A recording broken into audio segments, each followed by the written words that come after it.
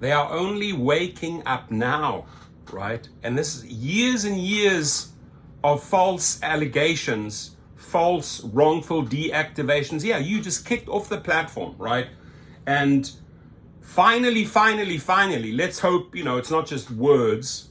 Uber cracking down on users who give bad ratings to get refunds. If somebody wanted to go on a long trip or on a short trip, all it took is just a fabrication, was very, very well documented, very well known, thousands of videos made on this, but Uber let it slide by. So here's the thing. Uber knew about this all along. Now only are they admitting and taking action. So my suggestion is sign up below and get your small claims court filing in for your lost earnings. And they will just say, oh, you breached the terms and conditions of our agreement, right? Knowing that there was a false allegation made against you for ABC, and they just decided to deactivate you, right? And the rider knew, hey, this is the easiest way to get my money back. So finally, some action here. Uber is taking action against customers providing bad ratings to drivers to get a refund. The San Francisco-based company is instituting a new system to identify customers listing false claims. I discussed this issue in person with David Risher quite some time back. And they said, hey, we're going to get a task force, an office together and act on this immediately so we can immediately reinstate. They know, and they knew for a long time that clients, riders, passengers were doing this every single day, thousands and thousands of times over. And every day, thousands and thousands of drivers got thrown under the bus. The reason why I know that is because we've done 3,500 cases to date of this nature, right? So, ladies and gentlemen, sign up at Gig Rocket below. I'll finish the article. Here it is. The link is below. And then two things, right? Get the appeal off and immediately get the documentation off for lost earnings. Because whether you've been off the platform for a year, for 2 years, 3 years, up to 4 years, right?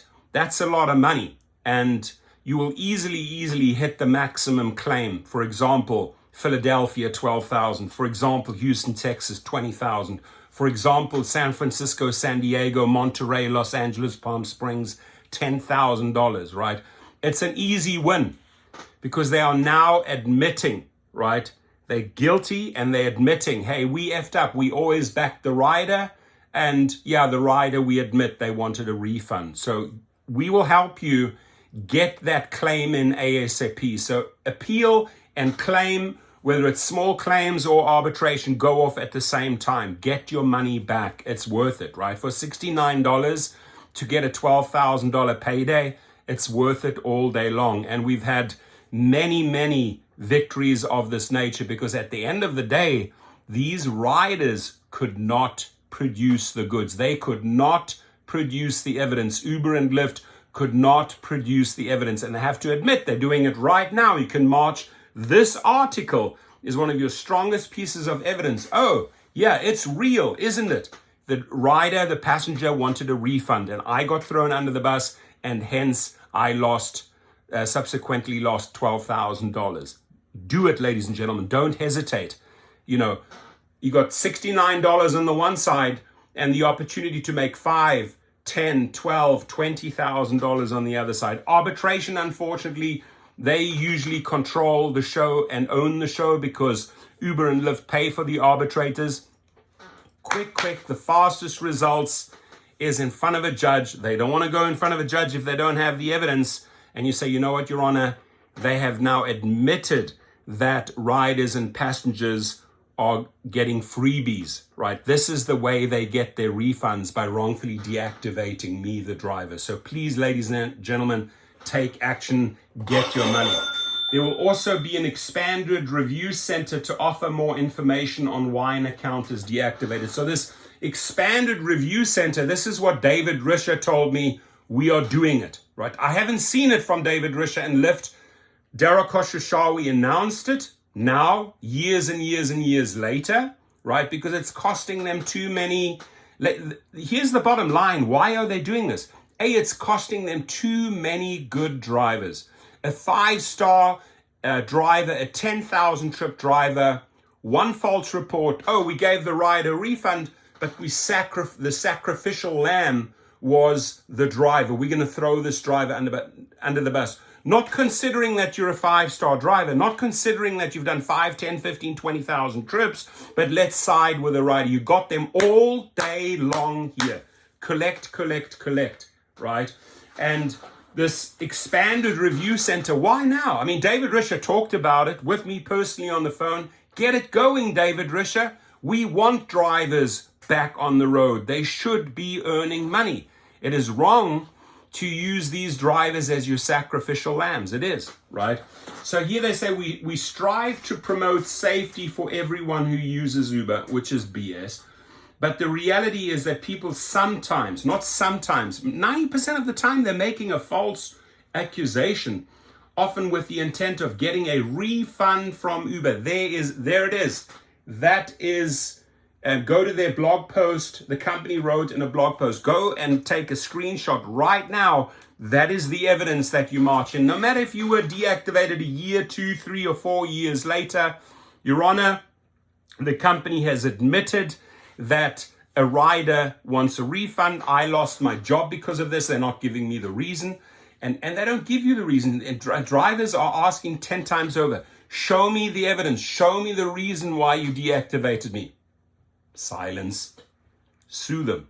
Get your money. We've collected. I wouldn't be promoting and telling you this if we haven't done it hundreds and hundreds and hundreds and hundreds of times over. We've cost these companies millions of dollars, rightfully so, dollars that should have been paid to the driver that he or she was wrongfully deactivated because that rider just simply wanted a refund.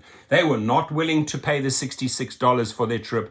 They were not willing to pay the $150 for a long trip. They were not even willing to pay the $9 or $7 or $8. They're so cheap. They're so cheap. Oh, smelled like marijuana. Smelled like whiskey. Drove like an idiot. Speeding. He was driving 85, 90 miles an hour. Deactivated. So I work between the paralegals and the attorneys. Even Sergio has sent me drivers that we've got their letters out for them. I believe the one DoorDash driver, she said, I think her name is Nikki or Ricky. I believe she's back on the DoorDash platform right now. Not sure. I have to follow up with them, but we've helped out some of his friends as well. And I've done that pro bono for several of the good friends that I've met through this channel. I filed appeals for them, but it's up to you at the end of the day if you want to conclude and follow through and get your money back. Uber added that they are excluding low ratings outside the driver's control, like traffic, and will continue doing it. Separately, drivers accused of drug-impaired driving will have the option to take a drug test through a nationwide partnership with LabCorp. When a driver was deactivated and came to Gig Rocket and they said they accused me of being under the influence or taking drugs, the first thing we said, if it's within a 24-hour period, go and pay that $140 to one of those labs for a test. Most likely the people ended up at LabCorp that now Uber is willing to pay, right? Because at the end of the day, if Uber doesn't have the evidence, against the driver and they're wrongfully deactivating that driver, they will pay dearly. $10,000 in California, $20,000 in Texas. So this is why they're promoting LabCorp all day, right? They don't want to settle suit after suit after suit. But if you haven't collected yet, and they're not giving you a reason, right? And the reason will be simple. The reason is that the rider wanted a refund, stated right here by Uber, admitted, guilty, right? So go for it, ladies and gentlemen. Don't hold back. I'll leave the article below. If you have any questions about this, my email and my phone number are right below. I've been the middleman between drivers and attorneys and paralegals, getting the letters out, getting the documentation, the small claims, court forms to you. And And so you don't have to go out and spend $5,000 to $10,000 on an attorney, right? Small claims is for you, the driver, for the individual. It's an easy one when you start arguing with this type of evidence. Have a good one. Your comments, please.